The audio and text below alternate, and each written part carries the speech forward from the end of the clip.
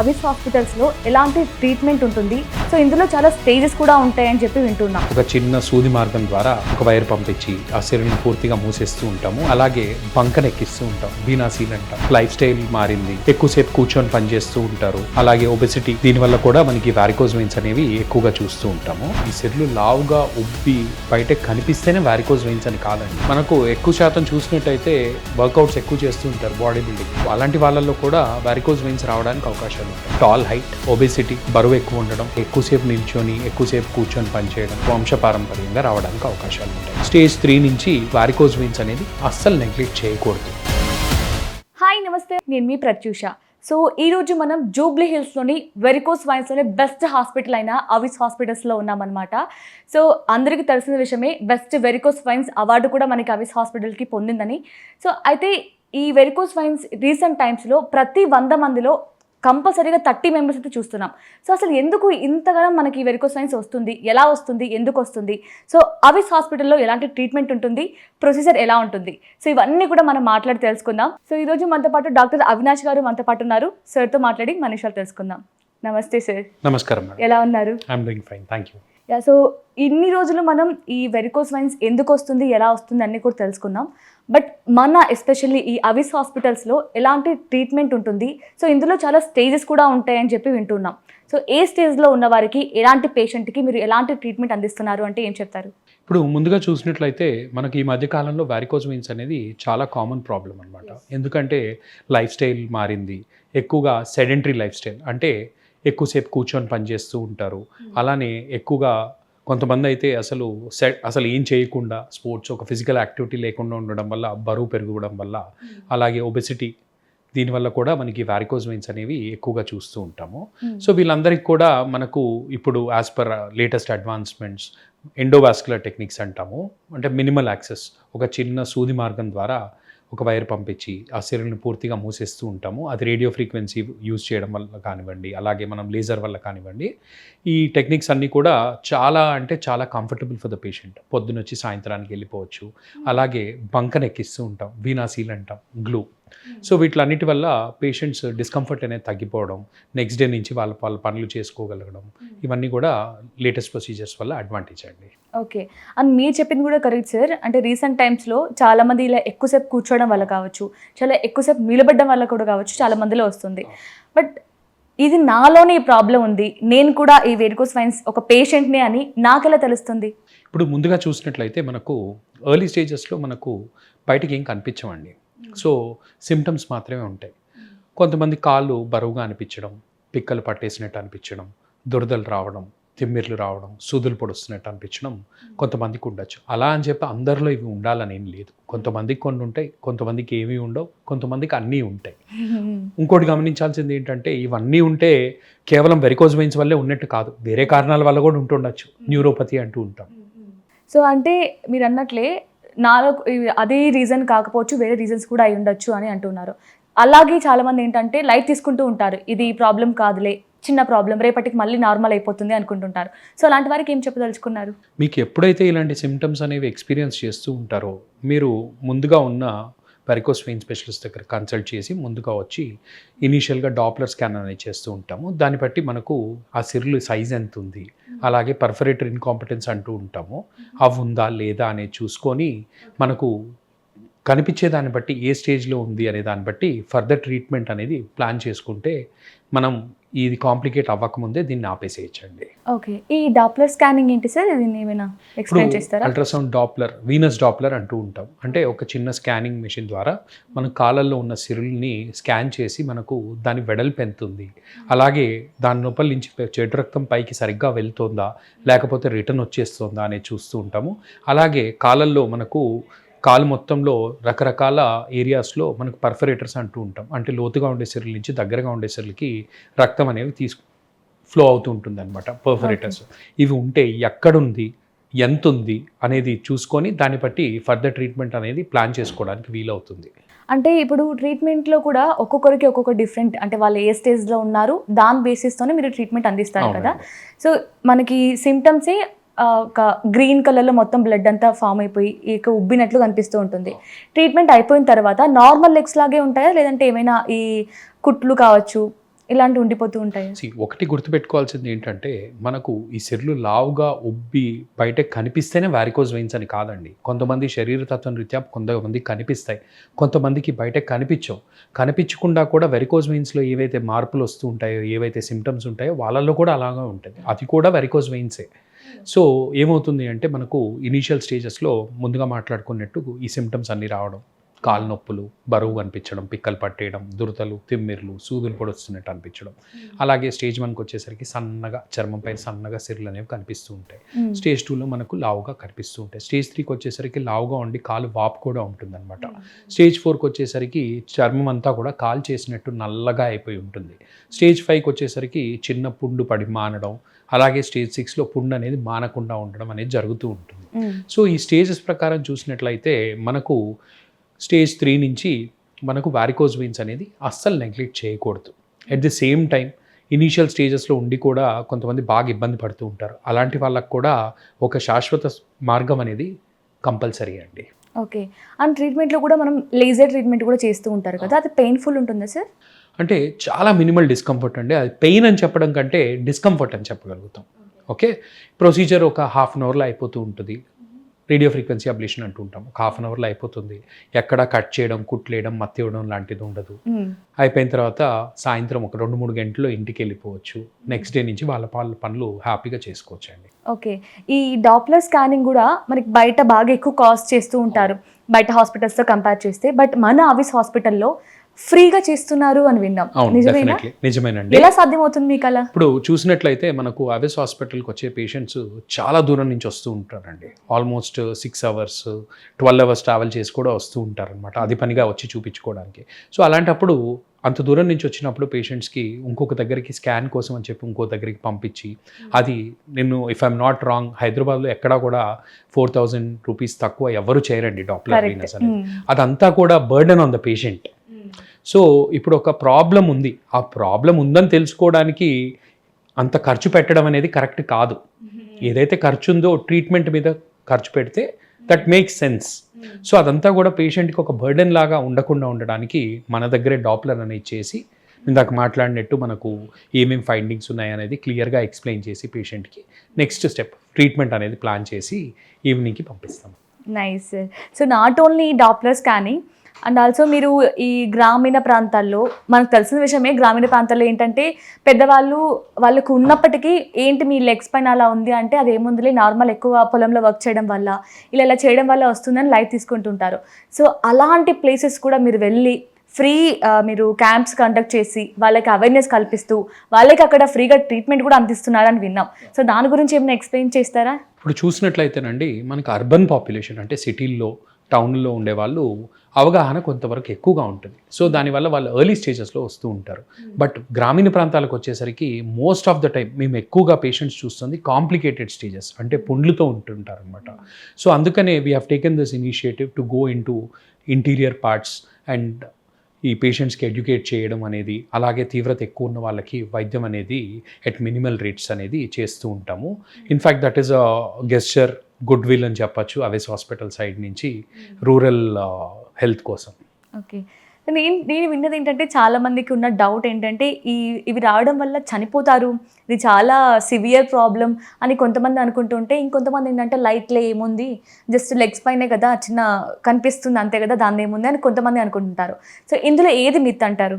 ఇప్పుడు మీరు మాట్లాడింది ఏదైతే ఉందో 2 sides of a coin, 2 extremes అనమాట. ఓకే. లైట్ తీసుకునే అంత చిన్న ప్రాబ్లం కాదు, అలా అని చెప్పి వెరికోజ్ వెయిన్స్ ఉన్న వాళ్ళందరూ కూడా గుండె మీద పడి చనిపోతారు అనేది కాదు. ఓకేనా? సో ఏంటి అంటే ఇందులో వీనస్ డీప్ వెయిన్ థ్రాంబోసిస్ అంటాం అనమాట. బ్లడ్ అంతా కూడా క్లాట్ అయ్యి కాలు విపరీతమైన వాపు, నొప్పి రావడం, ఆ క్లాట్ అనేది పైన ఊపిరితిత్తులకి వెళ్తే గుండె మీద లాస్ట్కి ఎఫెక్ట్ చూపించడం, అలాంటప్పుడు ప్రాణం మీదకి కూడా రావచ్చు. However it's a rare complication అనమాట. అలా అని చెప్పి తీసి పారేయలేం. ఆఫ్ లేట్ ఎక్కువగా చూస్తున్నాం, యంగ్ పాపులేషన్లో కూడా చూస్తూ ఉన్నాం. At the same time starting స్టేజెస్లో ఉన్నప్పుడు నెగ్లెక్ట్ చేయడం వల్ల ఇందాక చెప్పిన స్టేజెస్ అన్నీ కూడా అవుతూ ఉంటాయి. ఇదేమి రాత్రి అవ్వదు, నెల రోజుల్లో మారదు, 2 నెలల్లో మారదు, సంవత్సరంలో మారదు.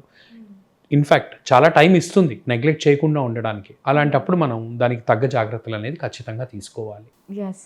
సో టు బీ ఫ్రాంక్ మాట్లాడాలి అంటే, సో చూసే ఆడియన్గా ఏమనుకుంటారంటే ప్రతి ఒక్కటి చూస్తూ ఉంటారు, వాళ్ళు వేరే వేరే వీడియోస్ చూస్తూ ఉంటారు. ఒక్కొక్కరు ఏంటంటే ఒక్కొక్కరు ఒక్కొక్కలా చెప్తారు.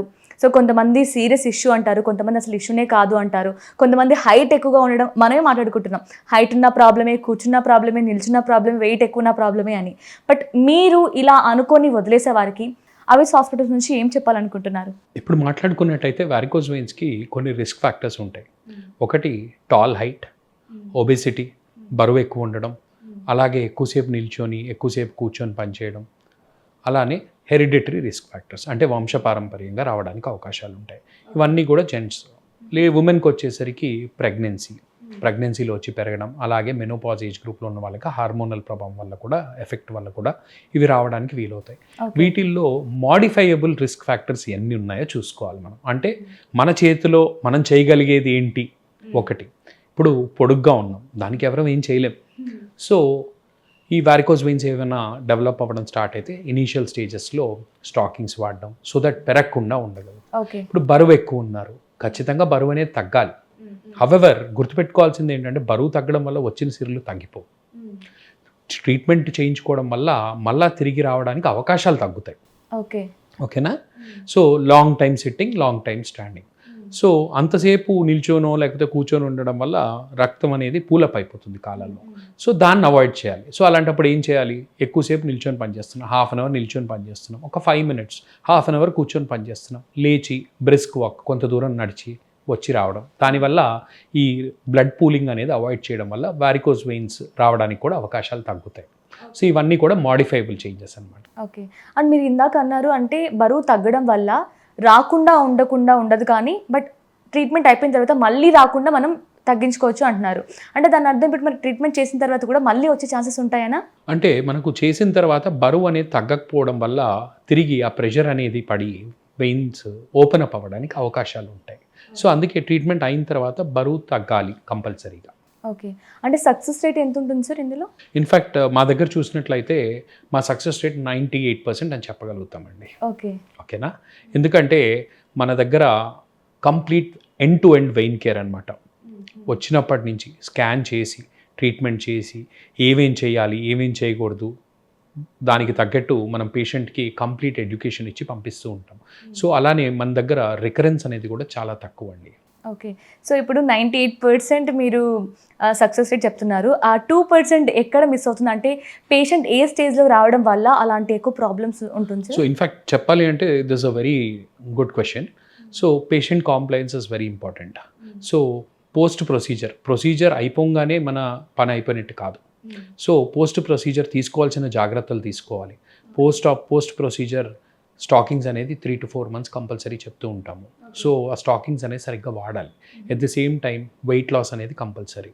ఈ రెండింటితో పాటు ఇంకోటి గమనించాల్సింది ఏంటంటే స్టేజ్ ఆఫ్ ప్రజెంటేషన్, సివియారిటీ. అంటే కాంప్లికేటెడ్ స్టేజ్లో ప్రజెంట్ అయ్యారు, సివియర్ డిజీజ్ ఉంది, ఇలాంటి పేషెంట్స్లో కూడా మళ్ళీ రావడానికి అవకాశాలు కొంతవరకు ఉంటాయండి. ఓకే. అండ్ మీరు మోస్ట్లీ ఈ వంశపారపర్యంగా ఎక్కువగా వస్తుంది అని చెప్తూ ఉంటున్నారు కదా. సో ఇఫ్ ఇన్ కేస్ మన ఫ్యామిలీలో ఎవరికైనా ఆల్రెడీ ఉంది బట్ మనకి రాకుండా మనం జాగ్రత్త తీసుకోవాలి ఇప్పుడే అంటే ఎలాంటి కేర్ తీసుకుంటే better? So sedentary life style avoid చేయాలి. ఓకే. అగైన్ బరువు ఎక్కువ ఉండకుండా చూసుకోవాలి. ఈ రెండు మన చేతుల్లో ఉన్నాయి. అంటే ఫుడ్ హ్యాబిట్స్, డెఫినెట్గా ఫుడ్ హ్యాబిట్స్ అనేది మనం కంట్రోల్ చేసుకోగలిగితే వెయిట్ కూడా బాడీ కంట్రోల్లో ఉంటుంది. సో ఆ విధంగా మనకు వారికోజ్ వెయిన్స్ డెవలప్ అవ్వకుండా చూసుకోవచ్చు. ఓకే. ఆఫ్టర్ ట్రీట్మెంట్ తర్వాత మనం లైఫ్ స్టైల్ ఏమైనా చేంజెస్ చేసుకోవాల్సిన అవసరం ఉంటుందా? ఖచ్చితంగా అండి. అంటే లైఫ్ స్టైల్ అంటే as such sedentary life style avoid చేయడం, బరువు తగ్గడం, అలా అని చెప్పి మనం చేసుకునే పని మార్చుకోవాల్సిన అవసరం లేదు. ఇప్పుడు చాలా మందికి డౌట్స్ ఉంటాయి, ప్రొసీజర్ చేసుకున్న తర్వాత ఎక్కువసేపు నిల్చోవచ్చా అండి, ఎక్కువసేపు కూర్చోవచ్చా అండి అని అడుగుతుంటారు. డెఫినెట్ గా అన్ని మనం ఇది వరకు ఎలా ఉండే వాళ్ళమో అలాగా ఖచ్చితంగా నార్మల్ లైఫ్ లీడ్ చేయొచ్చు. ఓకే. అండ్ మీరు చెప్తున్నారు జస్ట్ ఒక హాఫ్ అన్ అవర్లో ఈ ట్రీట్మెంట్ అయిపోతుంది, మళ్ళీ మీరు మీ నార్మల్ లైఫ్ని లీడ్ చేయొచ్చు అని. ఎలా సాధ్యమవుతుంది? అలాగే నార్మల్ బయట హాస్పిటల్స్లో అలా ఏమి ఉండదు కదా, అంటే కంపల్సరీగా ఒక 1 to 2 days మినిమం ఉంటుంది, బట్ మీరు మాత్రం ఇట్లా హాఫ్ అన్ అవర్ పంపించడానికి? సో ఇప్పుడు ఇదంతా కూడా advancement in procedure, okay, endovascular procedure. చిన్న సూది మార్గం ద్వారా వెయిన్ లోపలికి వెళ్తాము. 15 minutesలో అయిపోతుంది. ఎక్కడ కట్ చేయడం, కుట్లేయడం, మత్తివ్వడం అనేది ఉండదు. Patient is very happy. Pain అని చెప్పడం కంటే డిస్కంఫర్ట్ అని చెప్పచ్చు. సో చేసిన ఒక్కరోజు ఆ తర్వాత patient is very happy, work కూడా వెళ్ళి అన్ని పనులు యథావిధిగా చేసుకోవచ్చు. ఓకే. సో అందరికీ తెలిసిన విషయమే ఇది. మనకి వెరికోస్ వైన్స్‌లోనే బెస్ట్ హాస్పిటల్ అవిస్ హాస్పిటల్ అని. బట్ ఇంత మంచి అడ్వాన్స్ ట్రీట్మెంట్ అయితే అందిస్తున్నారు కదా! బట్ మరి కాస్ట్ కూడా ఎక్కువ ఉంటుందేమో. మరి మేము ఇక్కడికి వెళ్తే మా దగ్గర మేము మిడిల్ క్లాస్ వాళ్ళం. మేము ఇక్కడ అఫోర్డ్ చేయగలమా అని అనుకుంటూ ఉంటారు. సో వాళ్ళకి ఏమైనా ఆన్సర్ ఇస్తారా? సో ఇప్పుడు మీరు అడిగిన దానికి చెప్పాలంటేనండి, కాస్ట్ వచ్చేసరికి always cost, we believe in quality over the cost. మన దగ్గర వాడే equipment comes from one of the world's best equipment manufacturer. And అలానే స్పైడర్ వింగ్స్కి క్లాక్స్ అనేది యూజ్ చేస్తూ ఉంటాం. అది సౌత్ ఇండియాలో ఎక్కడా కూడా లేదు.